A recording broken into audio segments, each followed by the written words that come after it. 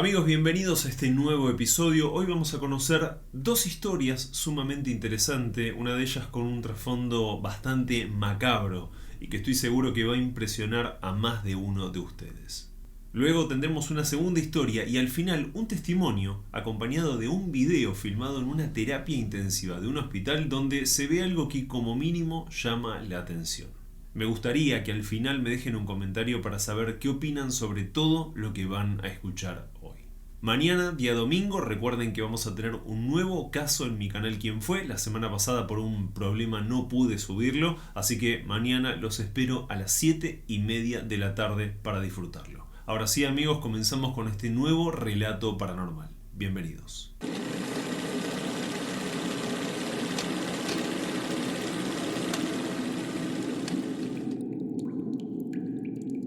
Me llamo María de los Ángeles, vivo en Escobar, provincia de Buenos Aires, pero nací y viví durante gran parte de mi vida en la ciudad de Concordia, en Entre Ríos. Y justamente acá es donde pasó lo que quiero contarte hoy. Muchas veces, cuando un niño dice ver o sentir algo fuera de lo normal, simplemente se lo toma como que fue la imaginación o que está intentando llamar la atención por algún motivo. Lo más interesante de esto que pasó fue que no lo experimenté solamente yo siendo una nena. Mi mamá también fue testigo de esto, confirmando que lo paranormal nos acompañó durante bastante tiempo en nuestra casa. Originalmente el terreno lo compró mi abuela, donde hizo su casa, y vivió durante muchos años. Luego nos quedó a nosotros, donde mis viejos se ocuparon de agrandarla, remodelarla para poder vivir cómodamente. La casa era muy linda, el barrio también, aunque con un detalle. No sé si es del todo importante, pero lo quiero mencionar. Había unos vecinos muy problemáticos que vivían teniendo discusiones muy feas. Luego nos enteramos que incluso hubo violencia de género, así que se podrán imaginar de qué tipo de personas estoy hablando. Pero más allá de todo esto, nosotros vivíamos muy bien y tranquilos en nuestro hogar. Un día pasó algo que nos marcó como familia y mirá que más allá de la cantidad de años que pasaron, hoy lo recuerdo de una forma increíble. Una tarde yo estaba en mi cuarto ensayando la canción para el coro. En ese tiempo iba a una escuela católica. Mi familia siempre tuvo la religión muy presente, por lo cual era importante seguir con esto a lo largo de las generaciones. Entonces, yo estaba ensayando en mi cuarto mientras que mi mamá estaba depilándose en el patio, sentada casi donde estaba la ventana de mi habitación. El tema fue que mientras yo cantaba, me di cuenta que en muchas de las pausas, otra nena también repetía la misma canción. La verdad es que no le di mucha importancia porque pensé que tal vez alguien me estaba haciendo una broma y continué ensayando sin distraerme. Pero unos minutos después, mi mamá me interrumpe y me pide que repita una de las frases y me detenga. Lo hago y otra vez me pide lo mismo, que la cante y que haga una pausa. Lo hice, y ahí ella me mira fijamente con una cara de asombro total, preguntándome si yo también estaba escuchando lo mismo. Claramente se refería a la otra nena que estaba cantando lo mismo que yo. Imaginemos la situación, era plena siesta, un silencio total en el barrio y cada vez que yo terminaba una frase, esta nena, o lo que fuera, repetía exactamente lo mismo cantando de igual forma que yo. No era una vecina, esto lo teníamos claro, no era en la calle tampoco, no era en nuestro patio. La voz venía desde un lugar que era imposible de identificar hasta ese momento. Ese mismo día, a la hora de la cena, la vi muy preocupada a mi vieja. Y por más que le pregunté una y otra vez, no quiso contarme nada, no me quería decir lo que le pasaba. Y el tema quedó ahí, simplemente así. Pero la cuestión es que desde ese momento en casa comenzaron a darse algunas situaciones a las que no estábamos acostumbrados, como peleas entre nosotros, fuertes peleas, principalmente entre mis padres. A mí particularmente me comenzó a ir muy mal en la escuela. La economía empeoró también muchísimo, pero también se escuchaban ruidos, se escuchaba la voz de esta nena por todos lados y a toda hora. También se caían cosas y se movían muebles, por ejemplo. Mi mamá a todo esto trajo a una mujer que era medium, no sé quién se la recomendó, y ella efectivamente le confirmó que en la casa había una mala energía y que si no se sacaba rápidamente, todo podía pasar a mayor empeorando la situación. Se intentaron muchas cosas, incluso vino un cura a bendecir la casa.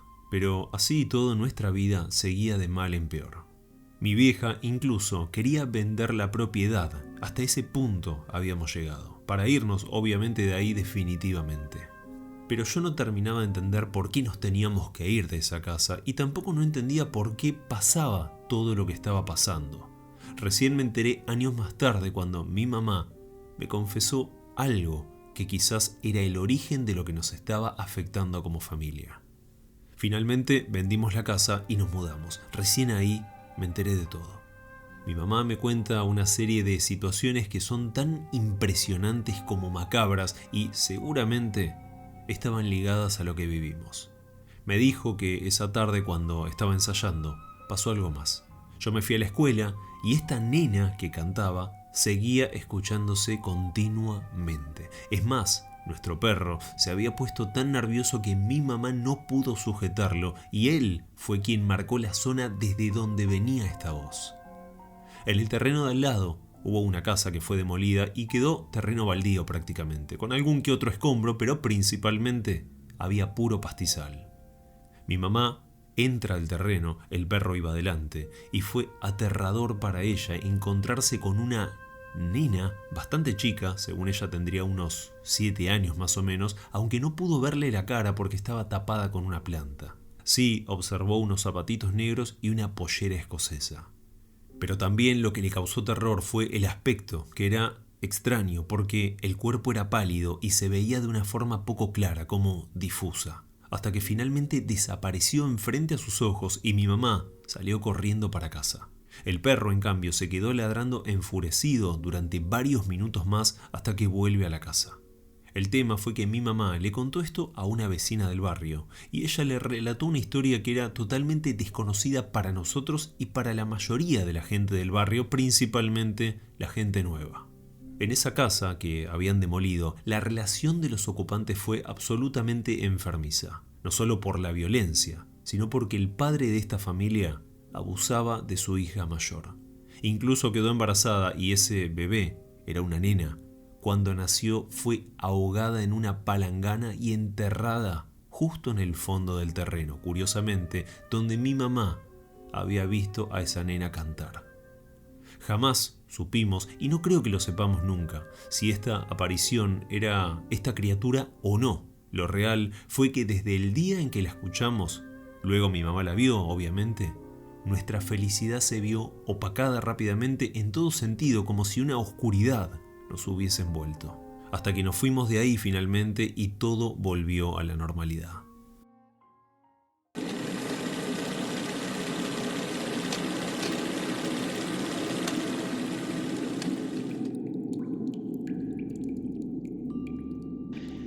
Nosotros vivimos en Ciudad de Mendoza, en el centro. La casa ya no es más de nosotros, esa casa se vendió, fallecieron mis padres y somos tres hermanos, yo tengo dos hermanas mayores, una se casó, la otra no, pero cada uno vive en su casa, ¿no es cierto? Y esa casa se vendió. Pero nos remitimos allá por el año 1973, más o menos 1972. Yo tenía en ese entonces unos 8 o 9 años. En nuestra casa se estaba haciendo una ampliación hacia el fondo, con una estructura nueva. Entonces estábamos un poco provisorio durmiendo. Yo tenía que dormir con mis hermanas. Si bien era chico todavía, mis hermanas me llevan 8 y 10 años, así que medio que era un intruso en el cuarto de ellas, pero bueno, era el único lugar para poder dormir mientras se terminaba de ampliar la casa. En la habitación donde dormíamos nosotros daba al living comedor, que era por donde se accedía, no era un living, era un living, donde se accedía a la casa, ¿sí? Estaba al frente de la casa un porche. Ese living había una puerta que daba al patio, a un patio cerrado, embaldosado, y otra puerta daba al living. Esa puerta estaba clausurada porque como hay un dormitorio atrás, casas antiguas tipo chorizo le dicen acá en Mendoza, esa puerta no se usaba. Es más, estaba trabada porque no sé si se había hinchado la madera, era complicado de abrirla. No tenía llave, pero estaba como trabada. Mi cama era como una especie de, no sé si cuna, no era cuna, era una cama con unas barandas, tenía unas baranditas pequeñas. Y yo estaba pegado a esa puerta, o sea, atrás de la puerta estaba mi cama y continuando esa habitación estaba el baño con un pasillo y otra habitación más hacia el fondo que era la habitación de mis padres. En ese momento era de noche, calculo que serían 10, 11 de la noche. Ellos estaban viendo televisión, época de blanco y negro. Y yo recuerdo que tenía que ir a la escuela el otro día, a la mañana, y me despertó un ruido. Mis hermanas estaban durmiendo. El ruido fue proveniente de esa puerta, del living. Yo miré el picaporte, porque el ruido venía del picaporte, como estaba dura la puerta, estaba muy dura, muy trabada, crujía. Si vos la querías abrir había que poner el cuerpo contra ella y hacer fuerza. Y empecé a mirar el picaporte y empezó a moverse el picaporte en el sentido hacia abajo, como que alguien del otro lado lo estaba abriendo, ¿sí? Y claro, yo era pibe, me quedé estupefacto, ¿no? Porque yo sabía que en el living no hay nadie, porque está la puerta del porche que da a la calle cerrada con llave, y la otra puerta que da al patio, que no hay nada, está todo cerrado, estaba el garaje, y estaba el auto de mi papá, y ese portón se trababa, se le ponía una traba, como si fuera un pasador largo, y estaba el auto encima. Las paredes son enormes, las del patio tienen como 5 metros y medio, 6, son casas de adobe antiguas, prolijas, ¿no? Con su revoque, pero altísimas. Aún está la casa. Entonces yo en ese momento empecé a ver que bajaba y bajaba y bajaba y bajaba cada vez más, pero muy lentamente iba bajando el picaporte. Aclaro que es un picaporte duro, no está vencido, no es que se cae solo, debe tener un resorte el mecanismo, y hay que hacer fuerza para bajarlo. Y cuando llegó a su punto inferior, como para ya abrir la puerta, yo giré la cabeza a ver si alguien estaba, y justo una hermana mía, que está aún, por supuesto vive, todavía mi hermana, es mayor, debe tener sus 66 años, 67, y se acuerda como si fuera hoy. Yo la miré y pegó un grito a mi hermana, pero descomunal, porque también estaba viendo esa situación, la despertó ese ruido. Salimos corriendo, me acuerdo, salté en un segundo de la cama. Mi otra hermana se despertó por los gritos, pero no se había enterado, no lo vio eso. Y salimos corriendo al cuarto de mi mamá y mi papá, por ese pasillo, pasando por el baño, que está a un costado, y mi papá se alteró, obviamente, ¿no? Entonces le dijimos, alguien quiere entrar por el living. Mi papá fue por el patio, ¿no? Abrió la puerta que da al living por el patio y no había nadie. Estaba totalmente cerrado, todo cerrado. La puerta de calle cerrada, todo cerrado. Y a todo esto hago una salvedad. Cuando gritó mi hermana, el picaporte es como si vos lo sueltas de golpe y hace tum, como que alguien lo soltó en ese momento. Lo único que yo puedo referenciar es que una señora prima lejana a mi papá, que era médica, fallecida por supuesto, esa señora, no sé si era un tanto sensible, no sé cómo llamarle, tenía algunas de esas particularidades, ¿no?, especiales. Una vez entró a ese living, porque venía alguna vez cada tanto a visitarnos, y recuerdo que dice, estoy viendo una señora sentada en el rincón del living. Ella vio una señora ahí. Bueno, quedó en una anécdota.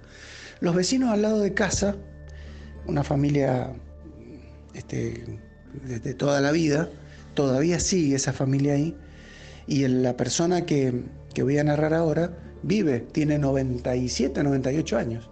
Es una persona que había trabajado en la Comisión de Energía Atómica y muy longevo el hombre, está muy, muy bien de la cabeza, y él tiene memoria porque antes del año 50, que mi papá y mi mamá fueron a vivir a esa casa, que compraron la casa, él vivía ahí.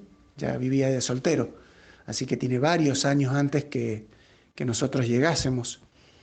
Y él relató que había una señora que vivía ahí, una familia, la casa se remodeló y falleció y la habían velado en ese living.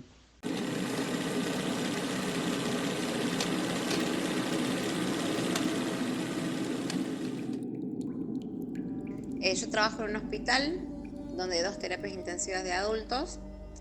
La fecha del video fue el 28 de junio del 2021. Habíamos abierto como 7 terapias intensivas de adultos, o sea, habíamos agarrado servicios que no eran terapias intensivas para hacerlas. Entonces ese video lo firmé en una terapia que era de pediatría, que la cerraron por el tema de COVID para dárnosla a nosotros que nos hacía falta. Yo estaba, ese es el office limpio donde hacemos medicación, que tenemos esa heladera. Estaba cargando medicación y yo estaba mirando para el otro lado. Y hay una vitrina que es de vidrio, que tiene más medicación adentro. Y yo por el reflejo veo algo raro adentro de la heladera, entonces me doy vuelta y veo que la ampolla está girando. Yo en ese momento agarro el teléfono, la filmo y después aviso, en realidad no seguía haciendo las cosas que tenía que hacer, pero en ese momento en particular yo estaba sola cargando medicación. Todos los pacientes estaban intubados, o sea que no hacen ruido, digamos, no se escucha alguien que tosa ni que nada. El médico estaba acostado en la habitación, que si bien está dentro de la terapia intensiva, estaba lejos de donde estaba yo. Y mi compañero de guardia estaba sentado en el staff de enfermería, que estaba también lejos. ¿Cuál es el tema más allá de que se movía sola la ampolla? Logré escuchar esa voz que se escucha como en la mitad del video, y eso es lo que más me intriga saber. ¿Qué parece que dice esa voz? Esa ampolla estuvo girando como 3 días, giraba y se paraba, la cambiamos de lugar. Llamaron al cura, el cura hizo bendición de la heladera, de la terapia, de los pacientes, de todo. Seguía girando. Yo la verdad que esos 3 días trabajé, los 3 días giró, y yo decidí descartarla. Y bueno, puse en el grupo que la ampolla, o sea, en risa, poseída, la iba a tirar porque yo no se la iba a administrar a ningún paciente, porque la verdad que yo, no sé, se mueve sola, yo no se la pienso administrar a nadie esa medicación. Pero bueno, más que nada me interesa que, no sé, que si lo podés pasar, que la gente opine qué escucha en esa voz, que es lo que más me intriga saber.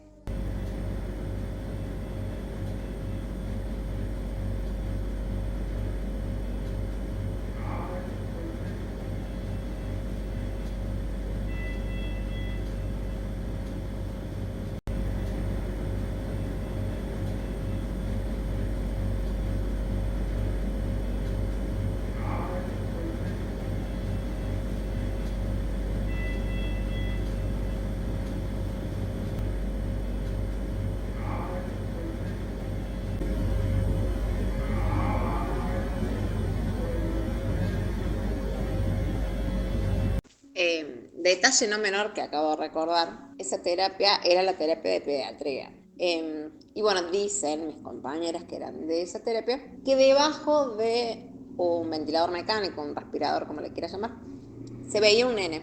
Nunca supe si era un nene que había fallecido y demás. Un día yo había apagado todas las luces de la sala, yo una compañera muy alterada me dice, no, acá las luces no se apagan porque el nene, y yo caló con su tema y quedó lo del nene. Más allá de lo de la ampolla, también pasaban cosas raras como que se desconectaban los respiradores, se cerraban solas las bombas, que eso no puede pasar.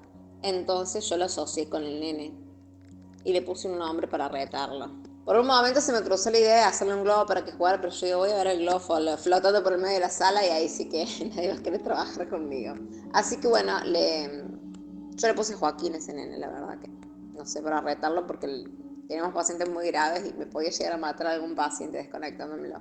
Y los pacientes que estaban en la unidad de al lado de donde se veía en teoría ese nene, cuando estaban en sus últimos momentos, los que estaban lúcidos, pedían por ese nene, que les pedía como que les hiciera UPA.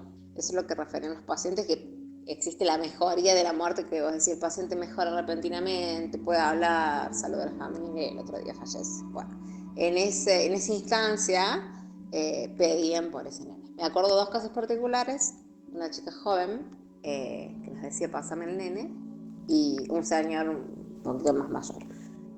Bueno, todo eso pasó en esa terapia donde se movía esa ampolla.